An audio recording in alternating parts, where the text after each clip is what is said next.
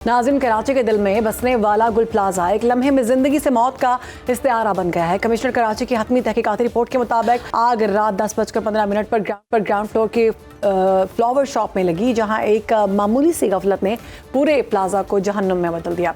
आग जो है वो एयर कंडीशन के हवाले से कहा जा रहा है कि उसमें फैली और चंद ही लम्हों में शोले इंसानों को निगलते हुए दिखाई दिए। वो लोग जो खरीदारी, रोजगार और जिंदगी की उम्मीद लेकर आए थे, वापसी का रास्ता बंद हो गया उनके लिए। तहकीकाती रिपोर्ट के मुताबिक इस अंधोनाक सानहे में 79 कीमती जानें ज़ाया हुई हैं, जिनमें ज़्यादातर अमवात मेज़नाइन फ्लोर पर हुई हैं, जहां धुआं, आग और दम घुटने ने किसी को संभलने का मौका नहीं दिया। ठीक है, हमारे गेस्ट हमें ज्वाइन कर चुके हैं इस पर मुआविन खसूसी सिंध अली राशिद साहब हमारे साथ मौजूद है। बहुत शुक्रिया अली साहब प्रोग्राम में वक्त देने के लिए। क्या गुल प्लाजा सानहे की तहकीकात में जिम्मेदार अफराद के खिलाफ कार्रवाई शुरू हो चुकी है? और रिपोर्ट में जिक्र शुदा फायर ब्रिगेड रेस्क्यू जो खिदमात की ताख़ीर के बारे में बताया जा रहा है, उसके जिम्मेदारान के खिलाफ क्या कार्रवाई की गई है अभी तक? देखें, पहली चीज़ तो यहाँ मैं वाजे कर दूं कि ताकीर से कोई नहीं पहुंचा वहाँ। बिल्कुल जब मौके पे लोगों से पूछा गया, उन्होंने कहा कि फायर ब्रिगेड बहुत देर से पहुंची थी। अभी सीसीटीवी फुटेज के हवाले से जो हमारे पास फाइंडिंग्स आई हैं, उसके मुताबिक विद इन 11 मिनट्स पहले फायर रिस्पॉन्डर्स की टीम वहाँ पहुंच चुकी थी। मगर इस पर बिल्कुल अभी जायजा लिया जा रहा है कि इसमें किसी की गफलत या नेग्लिजेंस थी या नहीं थी। इस हवाले से हमने काफ़ी जो हुकूमती सतह पे ऑफिसर्स बेस्ड थे उनको रिमूव कर दिया है और एक इम्पार्शियल इसकी इंक्वायरी हो रही है। और इंशाल्लाह अगर इसमें कोई भी मुलव्वस पाया जाए, चीफ मिनिस्टर सिंध ने ये बयान भी दिया है कि इसमें किसी की भी गफलत हो, चाहे उनकी खुद की क्यों ना हो, मेयर की क्यों ना हो, किसी भी इदारे की क्यों ना हो, उसके खिलाफ एक्शन जरूर लिया जाएगा। ठीक है। अच्छा अली, अभी ये बताइएगा कि मुतासरा ख़ानदानों के लिए फ़ौरी इमदाद और मुआवजे के लिए मनसूबाबंदी क्या बनाई गई है? ऐलानात तो किए गए हैं, कब तक उन लोगों को ये रकूमात मिल जाएंगी? और दूसरा, इमारतों की हिफाजती के हवाले से क्या जो हम देख रहे हैं कि हमने देखा था कि इसमें सबसे ज़्यादा जो मसाइल पेश आए वो ये था कि फ़ायर एग्ज़िट्स जो थे वो बंद थे और बहुत से जो फायर सेफ्टी के आलात होते हैं वो इस बिल्डिंग में मौजूद नहीं थे, जिसकी वजह से ज़्यादा नुकसान हुआ। तो अभी जो कराची में दीगर बिल्डिंग्स हैं उनमें क्या इंतज़ामात किए गए हैं या क्या करवाए जाएंगे? अच्छा, अगर आप मुझे थोड़ा टाइम दें मैं आपको बता सकूं, इसलिए कि उस मौके पे जब ये आग लगी थी, सबसे पहला बंदा जो पहुंचने वाला था वो मैं था ज़ाती तौर पे। तो मैंने एज आई विटनेस सब चीज़ों को देखा था। गुल प्लाजा में बहुत सारे एग्जिट्स ऑलरेडी मौजूद हैं, मगर सिंस वो बिल्डिंग बंद करने का टाइम आ चुका था और उसमें उन्होंने एग्जिट्स बंद करने शुरू कर दिए थे, तो 7 एग्जिट्स बंद हो चुके थे। इसमें सिर्फ 2 ही थे जो ओपन थे। और फिर ये फूल की दुकान पे आग लगी, उसके बाद सारा सिलसिला हुआ। उनको मुतासरीन जितने भी इफेक्टिव हैं, कराची चेंबर से हमने हाथ मिला के एक कैंप हमने बनाया है, जिसका मैंने ज़ाती तौर पे विजिट भी किया है। वहाँ हम बैंक अकाउंट्स खोल रहे हैं, CNIC से नादरा से वेरिफिकेशन करके जो जो लोग मुतासर हुए हैं उनको इमदाद देनी हमने ऑलरेडी इसका काम शुरू कर दिया और इमदाद मिलनी भी शुरू हो चुकी है।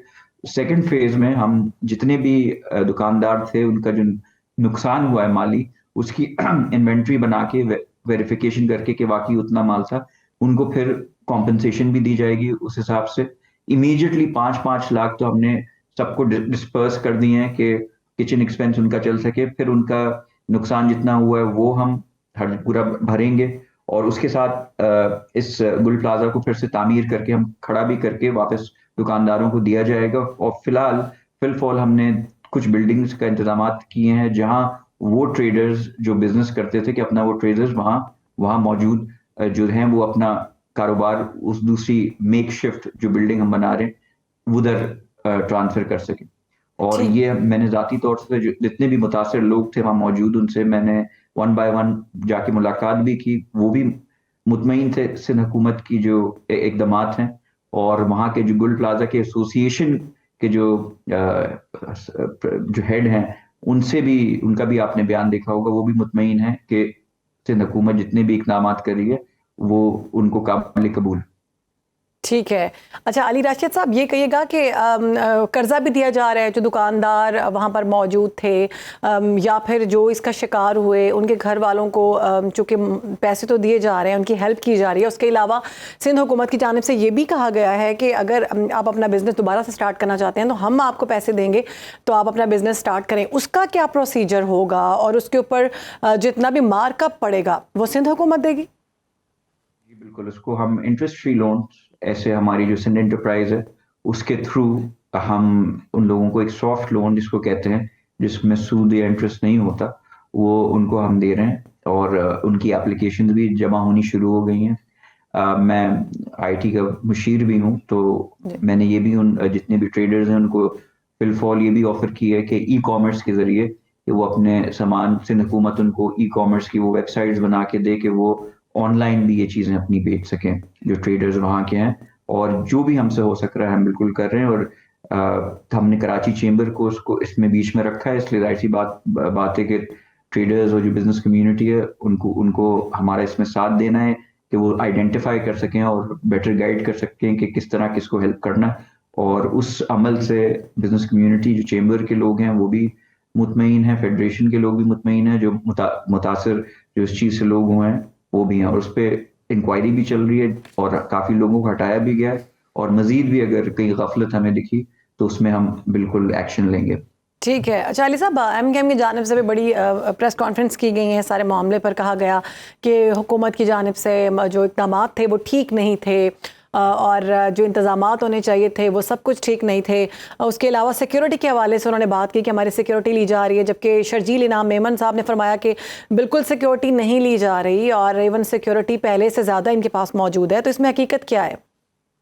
دیکھیں, کیا بہتر نہیں ہوتا کہ اگر یہ ایم کیو ایم والے جیسے ہی آگ لگی اس کے فوراً بعد وفاق کو کراچی دے دیں اور 18 امینڈمنٹ اور اس طرح کی باتیں کرنے کے بجائے گراؤنڈ پہ آتے, ہمارے ساتھ مدد کرتے, ہاتھ بٹاتے.